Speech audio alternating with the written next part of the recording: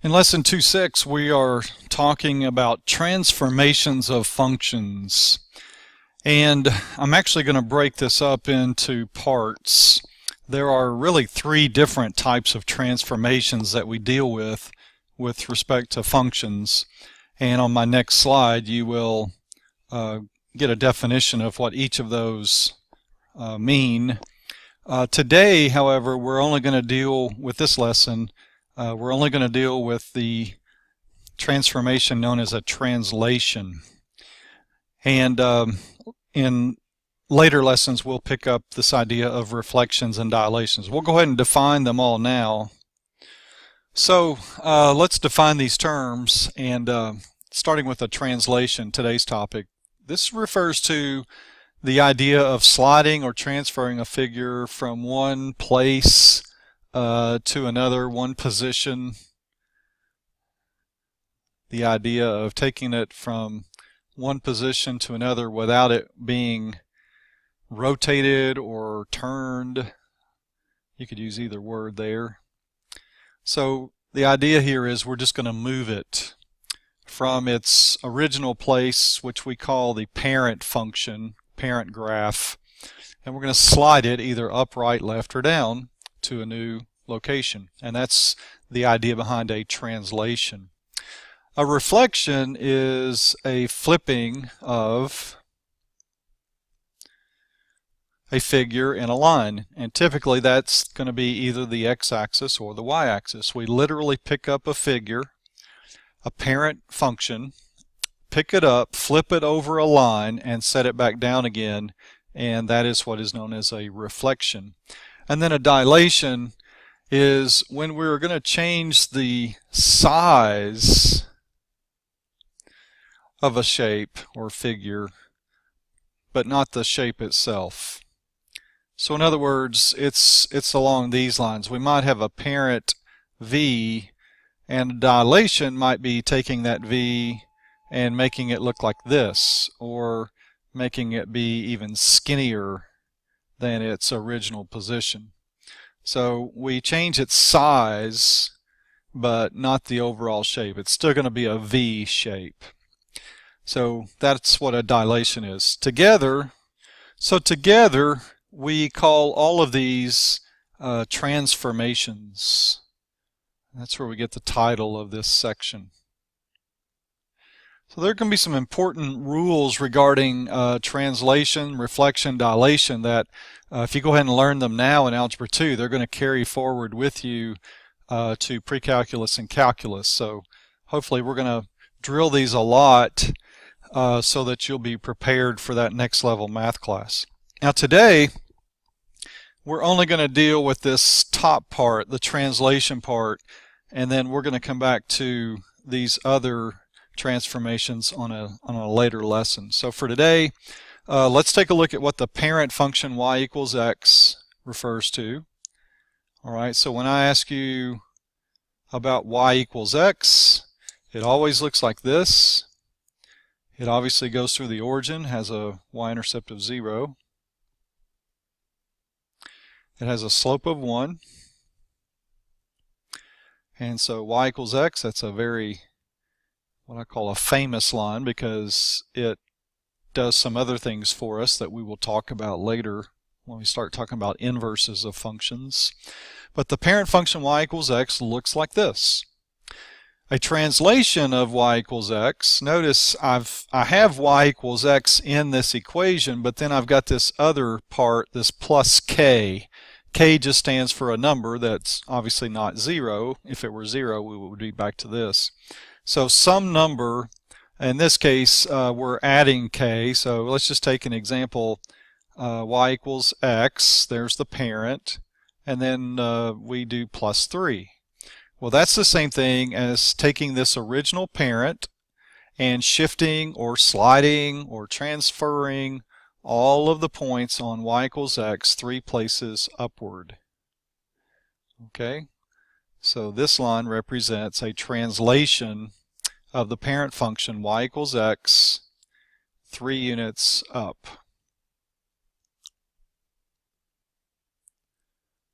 All right, and as you can tell, You can probably figure this out. Here we have y equals x again, but this time we're subtracting a number. And let's just do a little example. Minus 2. Well, this is the same thing as taking the parent function, the parent graph, and shifting it 2 places down, all the points on that parent. So doing a translation for a line, the line y equals x, is pretty simple. Where basically the movement is either going to be up or down the y-axis. Plus means up, minus means down. Okay, and then we'll save these for later. Let's go ahead and take a look at another parent function. So we're going to be adding to your what we call the family of parent functions. You know y equals x. Well, here is y equals the absolute value of x. It has a vertex at the origin. And as you can tell, the number in front of x inside the absolute value walls is an invisible 1. So we make a positive 1 slope. And we do a negative 1 slope. And we connect those dots. And our parent function y equals the absolute value of x looks like this. So every time you hear parent function y equals absolute value of x, you're thinking this is the graph. It always looks like this.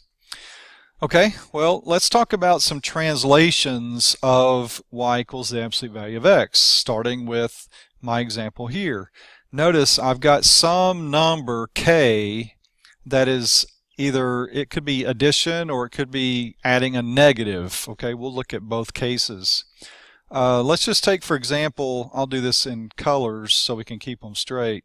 Here I have that parent function again, but what happens if I take that parent function and outside the absolute value walls, like it shows here, I do plus 3. Well, this is called a vertical translation because I'm adding outside of the absolute value walls. That will always be your cue. If you're adding or subtracting outside of the absolute value walls, then addition means you're going to slide this parent up, whatever k is. And if this were a negative or subtraction, you would slide it down, whatever k is. So here is the translation of y equals absolute value of x 3 places upward.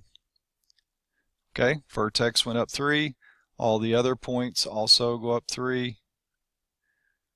And we have our graph. And again, this represents a translation of the parent function y equals the absolute value of x 3 units or 3 places upward. Okay, well, let's go the other direction.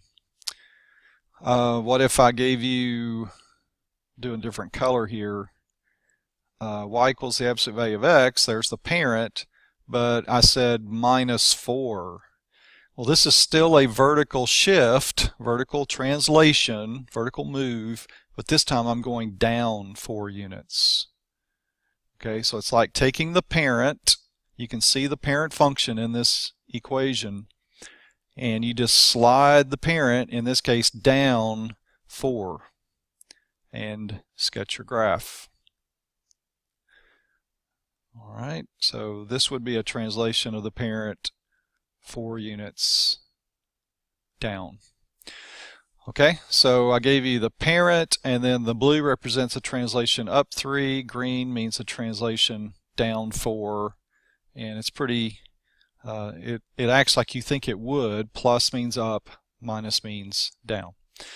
Okay, now let's talk about this translation of the parent. Do you see the difference? Do you see that my minus k is actually inside the absolute value walls? And this one's tricky. You really have to be careful about this one because k literally represents a horizontal, I'll just abbreviate, shift. Okay, horizontal means left or right. Well, let's see what that means in this case. If, for example, if I wanted k to be positive 3, okay, let's just pretend for a second that k is 3, And so I'll do it down here in blue. That means I'm going to have this y equals the absolute value of x minus 3. Okay, well notice this is kind of like the definition of the horizontal translation. If I let k be positive 3, then that means k is shifting 3 places to the right, my parent function. Alright, so it's like you're taking the parent function, which always looks like this, and in this case you're going to move it 3 places to the right because k represents a positive number, and positive means go to the right. So it takes a little getting used to with the horizontal translation, because a lot of people look at that and they see negative and they see minus k and they think, well, that must be left. Well, it really operates the opposite of the way it looks, because literal k in this, we'll call this the definition, literal k indicates which way I'm moving. Positive means I'm moving to the right. Negative means I'm moving to the left. So let's take a look at a left shift. Okay. For example, I'll do this one in green. If I gave you this function, y equals the absolute value of x minus negative 2. Well, we don't write x minus negative 2. I just wanted to overemphasize, in this particular case, k is equal to negative 2. Negative means I'm moving to the left. But when you do this operation in the absolute value walls, we know that subtracting a negative number is really addition. So when I change this to the way the book is going to show it, it's going to say x plus 2. But in order for that to be plus 2, k must have been a negative number. Alright, so a little tricky. Just pay close attention. And now, knowing that k is negative 2, it's as though I'm going to take this original parent function, which started here at the origin, and I'm going to shift it 2 places to the left. And that green represents that translation.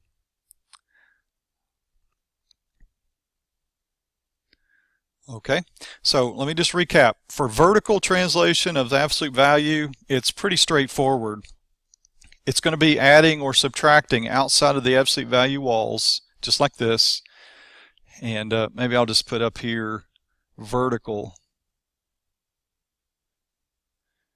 Anytime we add or subtract outside of the absolute value walls, we're going to be shifting up or down. Plus means up, minus means down. Pretty straightforward. But the horizontal translation you got to be careful with, because it starts with this basic definition.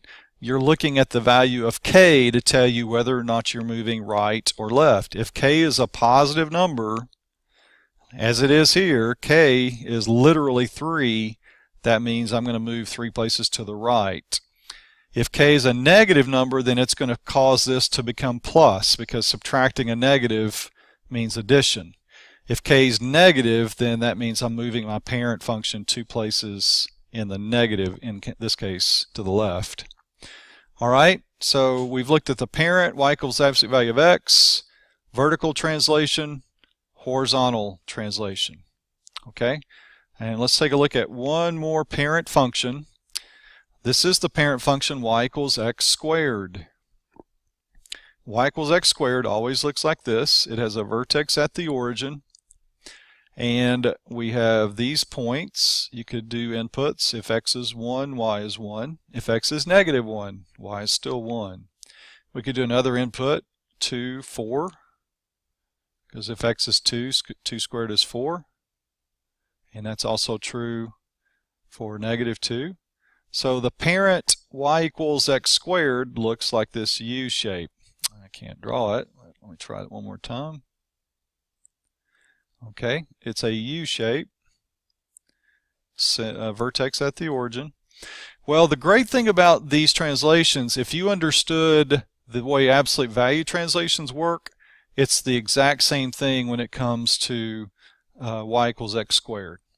Because this plus k, notice it's not inside parentheses, just like my plus k was not inside the absolute value walls.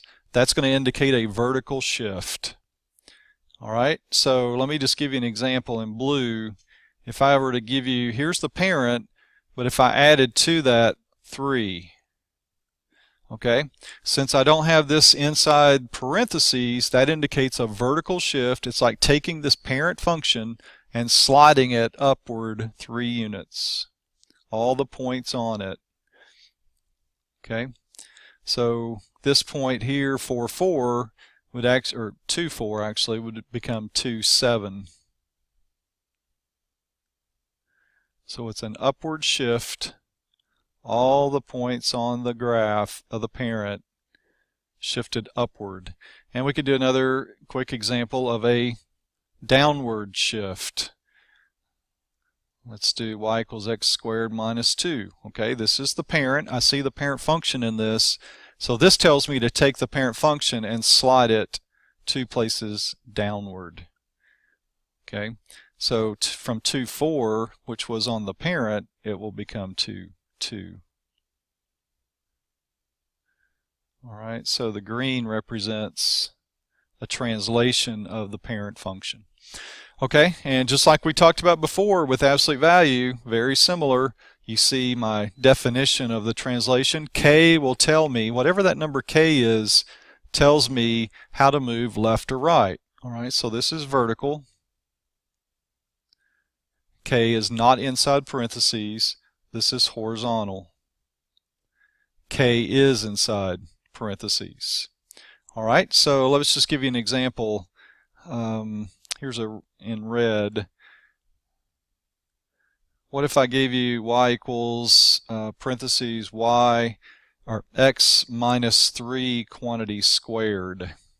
Well, that's like taking this parent function and moving it k places, and since k is literally 3, okay, if you compare these two equations, k is 3. 3 is positive.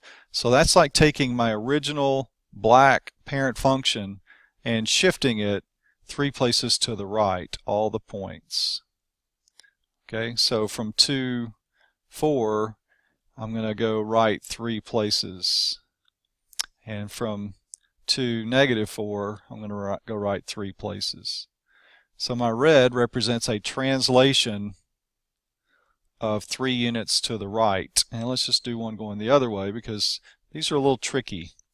Let's say I gave you y equals quantity x plus 4 squared.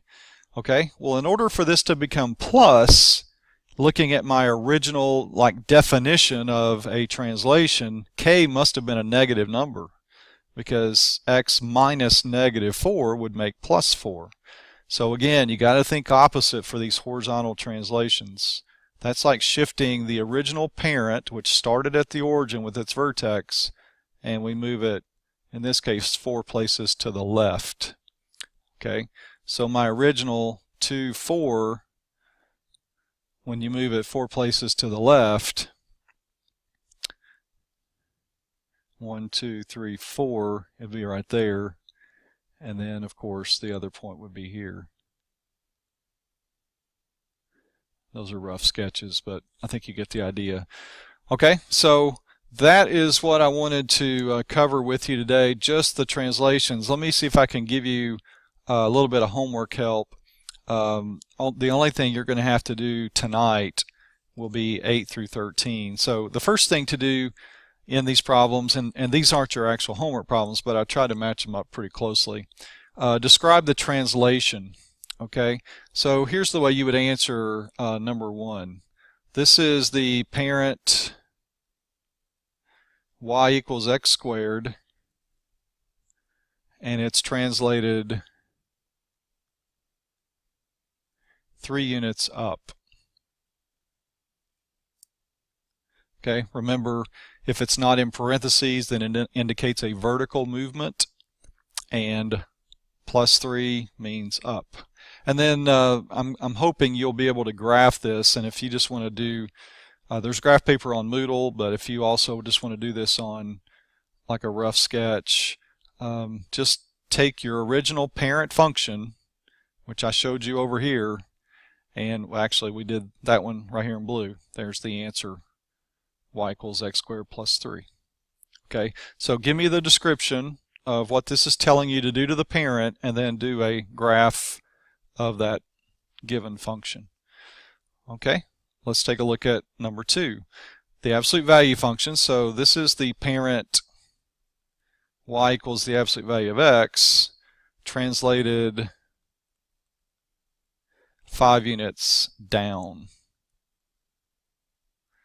Alright, remember, outside the absolute value walls indicates vertical movement. Plus is up, minus is down. The vertical movement's pretty easy. It's not tricky at all. Okay, number 3. This is the parent y equals x squared. But you notice the difference between number 1? Now we have a number inside parentheses. And this is my number k that we called this number in our definition k. It's actually positive 8. Okay, k is 8, so I'm taking the parent y equals x squared and I'm going to translate it 8 units right.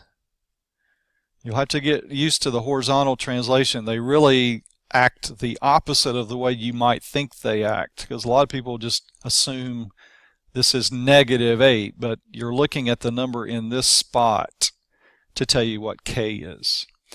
Okay, and of course you would do the graph of that. Just take the parent and move it 8 places to the right. And then finally, this is my last example. This is the parent y equals the absolute value of x, but I notice that I've got this operation going on inside the absolute value walls. So remember, my k number is going to tell me whether to move left or right. This is a horizontal translation. Okay, and k in this case, because the function looks like this by definition, well, apparently to make this become plus 2, k must have been negative 2. Okay, minus negative 2 would make plus. So k literally is negative 2, which means shifting to the left 2 places. Translated 2 units left.